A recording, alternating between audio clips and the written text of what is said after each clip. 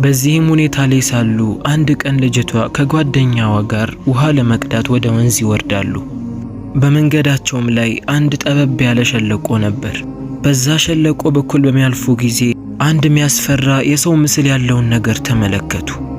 ሁለቱም ልጆች ባዩት ነገር በጣም ደነገጡ። ልጅቷም ያ በህልሟ የሚመላለሰውን ነገር እንደሚመስልም አስተዋለች። ድጋሚ እሱን ለመመልከት ሲሞክሩ በዛ ቦታ ላይ አልነበረም። በነገሩ በጣም የደነገጠችውም ልጅ ሄዳ ለአባቷ ነገረችው። ያየችውም ነገር በህልሟ ላይ ከሚመጣው ነገር ጋርም እንደሚመሳሰል ነገረችው። አባትየውም ረጋ ብሎ ምናልባት ያየሽው ሰው ይሆናል፣ እዛ አካባቢ ከብቶችን ከሚጠብቁ አንድ እረኛ ሊሆን ይችላል፣ ተረጋጊ አላት።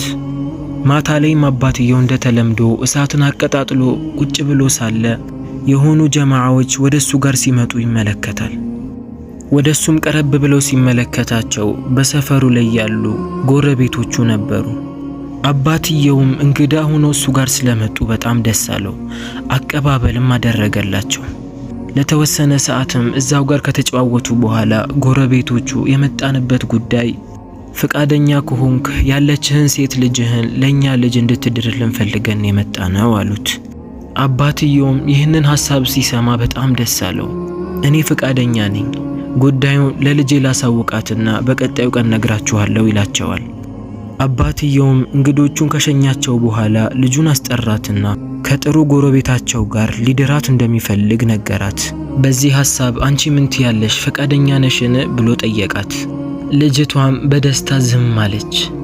አባትየውም ፈቃደኛ መሆኗ ስለገባው በጣም ደስ አለው። ኢንሻአላህ ነገ አሳውቃቸዋለሁ አላት። ማታ ላይም ልጅቷ ተኝታ ሳለ ያ የሚያስፈራው አካል ወደሷ ጋር መጣ። እገሌን ልታገቢ እንደሆነ ሰማው፣ እሱን ካገባሽ ቤተሰቦችሽን መልሰሽ አታይም ብሎ አላት። ልጅቷም ድምጿን ከፍ አድርጋ የአላህ እርግማን ባንተ ላይ ይሁን፣ የአላህ እርግማን ባንተ ላይ ይሁን አለች። ድምጿንም የሰማችው እናትየው በፍጥነት ወደ ልጅቷ ጋር መጣችና ምንድነው ያጋጠመሽ ብላ ጠየቀቻት። ልጅቷም ያ የሚያስፈራው አካል ወደ እሷ ጋር መጥቶ ያላትን ነገር ሁሉ ለእናትየው ነገረቻት። አባትየውም ባለፈው ቀርቶባት የነበረውን ሼኽ ወደ እሱ ጋር ጠራው። ጠዋት ላይም ሼኹ እንደገና ልጅቷ ላይ ይቀራባት ጀመር። እየቀራባትም ሳለ በመሃል ያ ጂኒ ተናገረ። እሷ የኔ ብቻ ናት፣ በህይወት እያለሁ ማንም ሊቀድመኝ አይችልም። ሼኹም በድፍረትና በኃይል አንተ የአላህ ጠላት ተዋረድ፣ እሷን መቼም በመጥፎ ልትነካት አትችልም፣ አቃጥለሃለሁ ይሉት ጀመር። ልጅቷም ራሷን አውቃ እስክትነቃ ድረስ መቅራቱን ቀጠለ። አባትየው አሁን ልጅቷ እውነት የሆነ ነገር እንደነካት ገባው። ምናልባት ስታገባ ይለቃታል ብሎ በማሰብ ሰርጉ እንዲፋጠን አደረገ። የሰርጉ ቀንም እስኪደርስ ሼኹ በየቀኑ ልጅቷ ላይ ይቀራባት ጀመር። የሰርጉ ቀንም ደረሰ። ወንዶቹ ውጪ ላይ ሆነው እየበሉ እየጠጡ ነበር። ሴቶቹም ለብቻቸው ጓዳ ላይ ነበሩ። ነገር ግን በድንገት ከሴቶቹ በኩል የጩኸት ድምጽ ተሰማ። ድምጹንም የሰሙት ሰዎች እየሮጡ ወደ ውስጥ ገቡ። የልጅቷ እናት ልጄ እያለች እያለቀሰች ነበር። ልጅቷ የት እንዳለች ሲጠየቁ ልጅቷ በአንዴ ስልብ እንዳለችና የት እንዳለች እንደማያውቁ ነገሯቸው። ሰዎችም በዛ ዙሪያ የተሽከረከሩ ልጅቷን ይፈልጓት ጀመር። ነገር ግን ሊያገኟት አልቻሉም።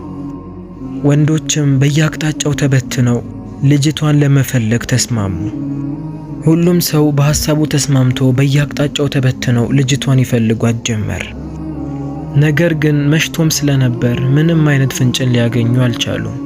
ከብዙ ፍለጋም በኋላ አባትየው ተስፋ ቆርጦ ወደ ቤት ተመለሰ። እናትየውም ስለ ልጇ ምን አይነት ፍንጭ እንዳለ ስትጠይቀው በየቦታው እንደፈለጋትና እንዳላገኛት ነገራት።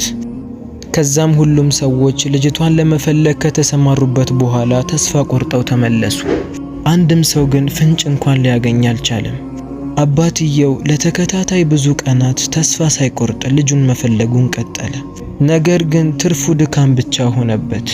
ልጅቷ እዚህ ቦታ ናት የሚለውን ሰው እንኳን አጣ። የልጅቷ እናትና አባት ልጃቸው በአንዴ ስልብ ስላለችባቸው ልባቸው ተሰበረ፣ ደስታም ራቃቸው። አባትየው መፍትሄን ካገኘው ብሎ ሼኹን ሄዶ ሲጠይቀው ሼኹም ጂኒ ይዟት እንደሄደ እርግጥ ነው፣ ነገር ግን የት ይዟት ሄዶ እንደተደበቀ ግን ማወቅ አንችልም አለው። በዚህም ሁኔታ 7 ወራት አለፉ። በ7 ወር ግን የልጅቷ ቤተሰብ ሊረሷት አልቻሉ።